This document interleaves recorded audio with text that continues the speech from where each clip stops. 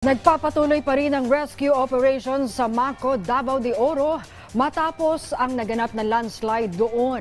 Pumalo naman sa 15 ang nasawi sa trahedya habang daan-daan pa rin ang nawawala. Yan ang ulat ni Jaira Mendez ng PTV Davao. Matapos ang 3 araw na search and rescue operation, himalang nakuhang buhay ang isang 3 taong gulang na batang babae sa Ground Zero sa Maco, Davao de Oro. Nagpapagaling na ang bata sa isang ospital sa Mawab, Davao de Oro. Nagtrending kagabi ang Facebook post ni Lloyd Tecson.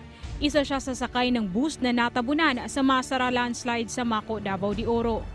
Para kay Lloyd, pangalawang buhay na niya ito. Kwento niya, umupo siya sa pinakaharap na bahagi ng bus o sa mismong likod ng driver's seat. Nasa gitnang bahagi ang pintuan ng bus, kaya naman hindi niya makita ang kanyang mga kasama sa bus.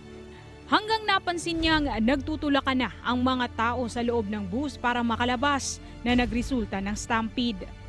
Maya-maya pa, narinig na niya ang pagkalabog ng lupa at mga bato sa loob ng bus.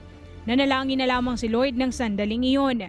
Minuto lang tumagal ang landslide. Nang mapagtanto niyang buhay pa siya, dumaan siya sa bintana sa gilid ng driver's seat upang makalabas.